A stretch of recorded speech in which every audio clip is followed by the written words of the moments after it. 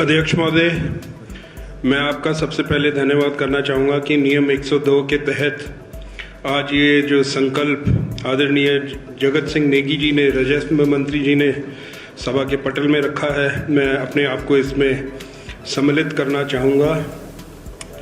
अध्यक्ष महोदय, विडंबना देखिए, जंगल हमारे, हवा हमारी, पानी हमारा, और आज हम इस हालत के अंदर है कि अपने क्षेत्रों के अंदर अगर कोई प्राकृतिक आपदा आ जाए तो हम अपने लोगों को 2 बिस्मा भूमि भी जो है वो दे नहीं सकते। और आज इस संकल्प के अंदर 10 बीघा जमीन के लिए लिखा है।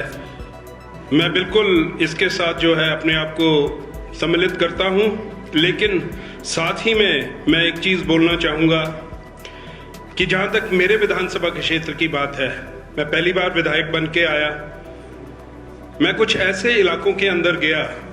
1995 का चंबा का फ्लड पड़ा था, जिसमें मणिमेश के अंदर 2 महीने के लिए, 3 महीने के लिए सड़क बंद रही। उस दौरान मेरे यहाँ 2-3 पंचायतों के अंदर लैंडस्लाइड्स आई, और आज तक वो जो लोग हैं जिनकी जमीनें गई, वो आज तक जो है उस स्लाइड एरिया के अंदर ही रहने को जो है मोहताज हैं, और घर के पैसे भी उन्होंने वहीं लगाए घर बनाने के लिए, और मेरे ख्याल 3 साल बाद दोबारा वहां से स्लाइड आती है और फिर वो खतरे के अंदर जो है वो जीते हैं, ना चैन से सो पाते हैं। तो कानून किसने बनाए हैं? कानून हम ही लोगों ने बनाए हैं, अपनी हसूलतों के लिए बनाए हैं। और मेरा ऐसा मानना है कि अभी FCA एक्ट के अंदर काफी संशोधन भी हुए हैं, ऐसा नहीं है कि नहीं हुए हैं। 2024 में हुए। हाँ, 2024 में हुए हैं। तो ये कोई बड़ी बात नहीं है कि इसके अंदर संशोधन हो नहीं सकते। अध्यक्ष महोदय, आप हमारे डिस्ट्रिक्ट से आप हेड करते हैं, लीड करते हैं। हमारा जो नेशनल हाईवे है आज भी 2 लेन है।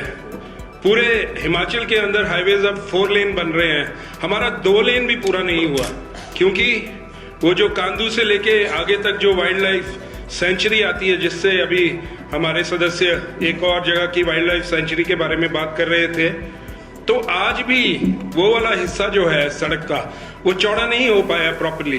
जहां जहां पेड़ नहीं थे, सिर्फ वहां तक जो है कटान हुआ। तो ये एक बहुत बड़ी समस्या है। मैं अपने विधानसभा के क्षेत्र की बात करूं तो कई सेंट्रल गवर्नमेंट से कई स्कीम्स आई जिसके अंदर हमें पैसा मिल रहा था, और उन्होंने बोला कि भाई लैंड जो है हमें अवेलेबल करा के दो, और वो डिपार्टमेंट के नाम पे जमीन होनी चाहिए, सरकारी जमीन FCA के अंडर मतलब नहीं आनी चाहिए। तो हमारी कई स्कीम्स हैं ऐसे ही लैप्स होगी, हमारे पास पैसा ही नहीं आया। तो बहुत ऐसी दिक्कतें हैं। मैं ज़्यादा लंबा समय जो है मैं इस पे नहीं बोलना चाहूँगा, पर ये हमारे हिमाचल प्रदेश के लिए ये एक डेवलपमेंट के लिहाज से अगर मैं बात करूँ तो ये एक बहुत बड़ी हिंड्रेंस है जो FCA, और ऐसा नहीं है कि इसमें संशोधन नहीं हो सकता। मुझे लगता है अगर यहाँ से पूरी तैयारी करके केस को प्रॉपरली मूव किया जाए, और बुद्धिजीवी लोग पक्ष विपक्ष के दोनों साइड से अगर इसमें एक्टिवली पार्टिसिपेट करें, ये 10 बीघा कोई इतना बहुत बड़ा मुद्दा नहीं है। हाँ ठीक है, पहले ट्राई किया होगा, नहीं हुआ, लेकिन अब संशोधन हो रहे हैं, और अगर हम इसको ठीक ढंग से टेकअप करेंगे तो मुझे लगता है कि पूरे प्रदेश का जो है इसके अंदर बहुत जो है फायदा होगा। अभी मेरा रोहित ठाकुर जी मंत्री जी यहाँ बैठे हैं, मेरा Rajiv Gandhi day boarding school है, उसके लिए मैंने अपनी विधायक निधि से FCA के लिए मैंने 6 लाख रुपए जमा करवाए, और अब मुझे पता लगता है कि FCA का जो नियम है वो बोलता है कि 1.6 हेक्टेयर से ऊपर भूमि जो है वो दे ही नहीं सकते स्कूल के लिए। FRA में, FCA में दे ही नहीं सकते। और अब वो पेचीदा मसला हो गया, क्योंकि Rajiv Gandhi day boarding school के लिए कम से कम 25-30 बीघे जमीन जो है वो आवंटित करनी है। तो ऐसी ऐसी दिक्कतें जो हैं इस FCA एक्ट की वजह से आ रही हैं। तो मैं एक बार फिर से जो है आपके माध्यम से मैं ये पुरजोर तरीके से अपने आप को जो है इस संकल्प में जो है सम्मिलित करना चाहूँगा। बोलने के लिए आपका बहुत बहुत धन्यवाद।